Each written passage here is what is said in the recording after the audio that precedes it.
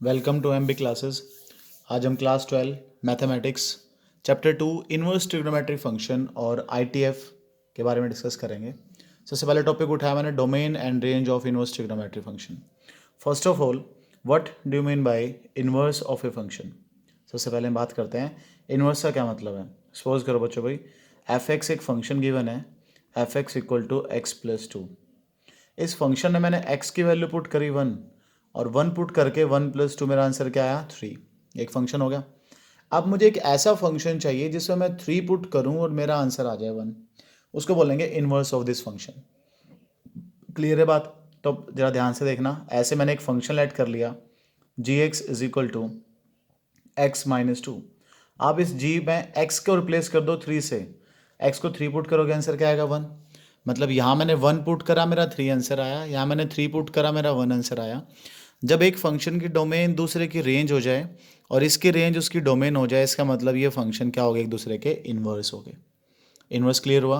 दूसरे शब्दों में हम कह सकते हैं a function is said to be invertible if it is one one and onto. एक फंक्शन इन्वर्टिबल होगा अगर वो वन वन भी है और ऑन टू भी है। तो अब इनवर्स ट्रिग्नोमेट्री फंक्शन मतलब ट्रिग्नोमेट्री के इनवर्स की हम बात कर रहे हैं। तो सबसे पहले मैं लिख देता हूँ बच्चों आपके पास भाई साइन इनवर्स एक्स। तो ध्यान से देखना, साइन इनवर्स को हम कुछ इस तरह से रिप्रेजेंट करते हैं। ये अपने आप में एक फंक्शन है साइन इनवर्स ऑफ एक्स। बहुत बड़ी बड़ी कन्फ्यूजन है बच्चों के दिमाग में इसको लेकर। साइन इनवर्स एक्स को उठा के बच्चे लिख देते हैं sine x whole power minus one. Totally wrong है, बिल्कुल नहीं लिखना। साइन इनवर्स एक्स अपने आप में एक फंक्शन है, ये नॉट इक्वल होगा sine x whole power minus one के। ये खुद ब खुद एक फंक्शन है साइन इनवर्स ऑफ एक्स। ऐसे रहेगा, साइन इनवर्स ऑफ एक्स की बात करें तो साइन इनवर्स ऑफ एक्स ही रहेगा। इनवर्स ट्रिग्नोमेट्रिक फंक्शन कुछ इस तरह से रिप्रेजेंट होता है। कुछ बातें सुना बच्चों इस इनवर्स ट्रिग्नोमेट्रिक फंक्शन की। अगर आप साइन इनवर्स के साथ कोई भी साइन फंक्शन अप्लाई कर दो और साइन इनवर्स और साइन के बीच में कोई भी नंबर ना हो, कोई भी लेटर ना हो, कोई भी दूसरा साइन ना हो, तो क्या होगा बच्चों भाई, तो ये साइन और साइन इनवर्स एक दूसरे को क्या करेंगे, कट कर देंगे। और कट करके आपके पास क्या बच जाएगा, एक्स बच जाएगा।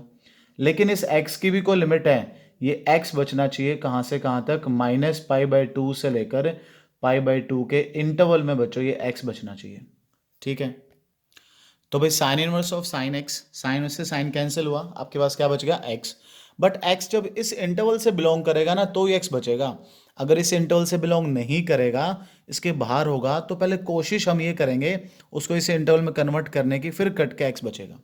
वो कैसे, एक एग्जांपल बताता हूँ बच्चों, वो गौर से देखना भाई। आपके पास क्वेश्चन आ जाए sign inverse of sine pi by six, तो क्या होगा, sign inverse of sign cancel हो जाएंगे। यहाँ से साइन इनवर्स से क्या हो गया, साइन कैंसिल हो गया। आपके पास क्या बच गया, पाई बाय सिक्स। क्यों बचा pi by six, because pi by six belongs to this interval. अगर आपको रेडियन में दिक्कत आती है तो इसको डिग्री में कन्वर्ट कर लो। पाई बाय सिक्स का मतलब होता है 30 डिग्री, और ये है माइनस 90 डिग्री से 90 डिग्री के बीच में कन्वर्ट कर सकते हो। एक और एग्जाम्पल लिखते हैं। अब इतना कराने के बाद अगर बच्चों को ये क्वेश्चन दे दिया जाए sign inverse of sign to pi by three, तो बच्चे क्या करते हैं, भाग के साइन इनवर्स को साइन काट देंगे, two pi by three answer आ गया। नहीं भाई, गलत हो जाएगा, क्योंकि जो टू पाई बाय थ्री है ना वो है 120 डिग्री और इस इंटरवल से बिलोंग नहीं करता। तो सबसे पहला काम हमारा क्या होगा, इस टू पाई बाय थ्री को ब्रेक करो और इस इंटरवल की फॉर्म में ले जाने की कोशिश करो। वो कैसे जाएगा, देखो ध्यान से।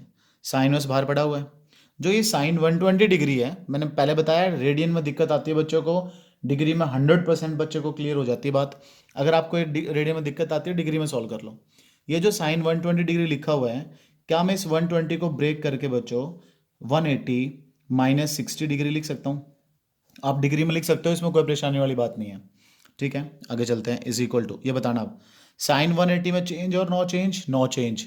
Sign 180 minus theta sine theta, second quadrant में पॉजिटिव होगा ना, तो आपके पास बच गया sine inverse of sine pi by three. अब बड़े ध्यान से देखो, क्या साइन इनवर्स से साइन कैंसिल हो जाएगा, बिल्कुल कैंसिल हो जाएगा, क्योंकि पाई बाय थ्री उस इंटरवल से बिलोंग करता है और उसके बीच में और कोई साइन भी नहीं है। तो आपका आंसर क्या आएगा बच्चों इस केस में, पाई बाय थ्री।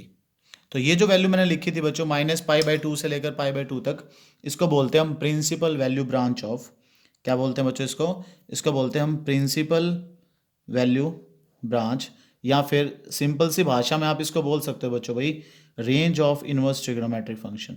क्या है ये? रेंज है इन्वर्स ट्रिग्नोमेट्रिक फंक्शन की।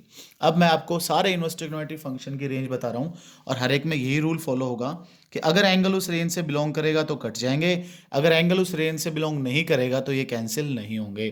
ध्यान रखना, मैं पूरी एक डिटेल एक टेबल बना रहा हूँ आपके लिए भाई, इन्वर्स ट्रिग्नोमेट्रिक फंक्शन की रेंज क्या होती है।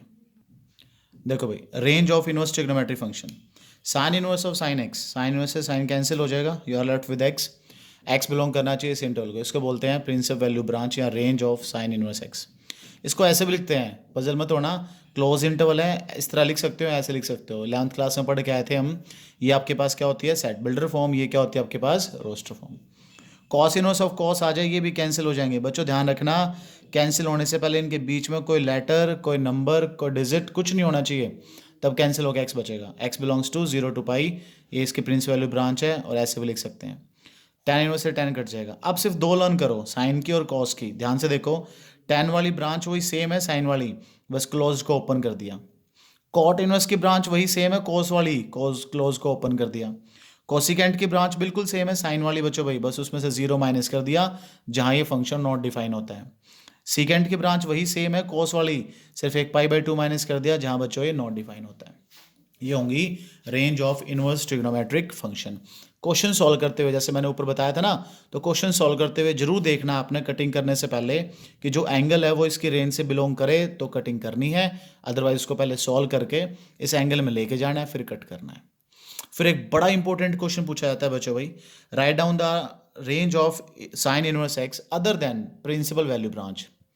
Right down the branch of sine inverse other than principal value branch, cos 10, किसी के भी अदर ब्रांच पूछ सकते हैं। बड़ा इंपॉर्टेंट टॉपिक है बच्चों भाई, क्या नाम लिख रहा हूं मैं, ध्यान से देख लो। अदर ब्रांच, कोई दूसरी ब्रांच बताओ किसके अलावा, इनवर्स ट्रिग्नोमेट्री के प्रिंसिपल वैल्यू ब्रांच के अलावा कोई दूसरी ब्रांच बताओ। तो किसी की भी अदर ब्रांच पूछ ले, आप बस क्या कर दो, उसके अपर लिमिट और लोअर लिमिट में पाई ऐड कर दो। जैसे ये ना माइनस पाई बाई टू, इस साइन की अदर ब्रांच क्या हो जाएगी, साइन के अदर ब्रांच के लिए इस माइनस पाई बाई टू में पाई ऐड करो बच्चों भाई, ये हो गया पाई बाई टू। अगले पाई बाई टू में पाई ऐड करो, ये हो गया 3 पाई बाई टू, ये आ गई अदर ब्रांच। अगर साइन की ही आपने और ब्रांच भी लिखनी है तो इसमें और पाई ऐड कर दो, और पाई ऐड करोगे तो ये कितना हो गया 3 पाई बाई टू, और 3 पाई बाई टू में पाई ऐड करोगे कितना हो गया 5 पाई बाई टू। और भी ब्रांच लिखनी हो तो ऐसे पाई ऐड करते चलो, जितनी मर्जी आप ब्रांच लिख सकते हो, अदर ब्रांच की फॉर्म में आ जाएंगी। ऐसे कॉस की लिखनी हो तो कॉस में भी, टेन की लिखनी हो तो टेन में भी, कॉट की लिखनी हो तो किसी की भी अदर ब्रांच लिखनी हो, आप इस तरीके से ब्रांचेस लिख सकते हो।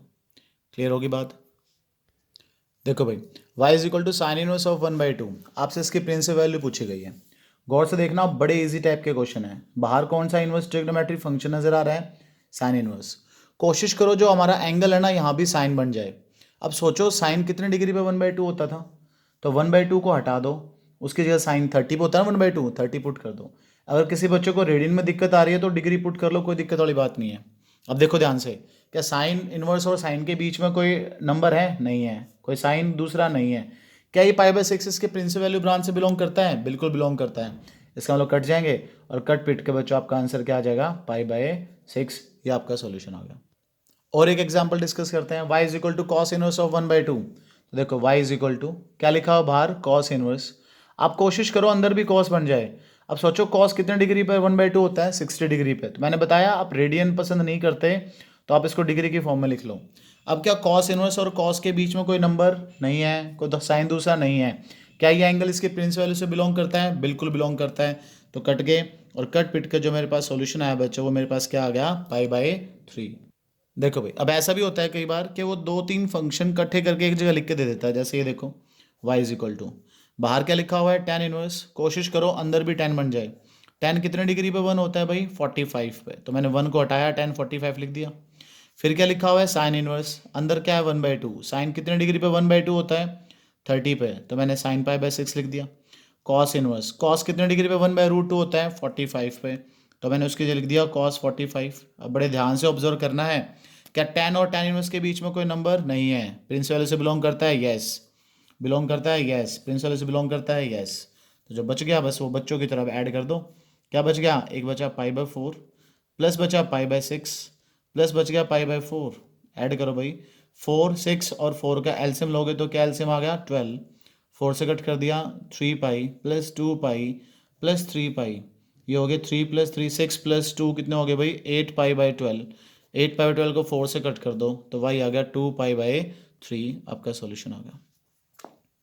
ठीक है, तो देखते रहो बच्चों चैनल MB क्लासेस, लाइक कर दो, शेयर कर दो, सब्सक्राइब कर दो, बेल आइकन का बटन दबाना ना भूलना।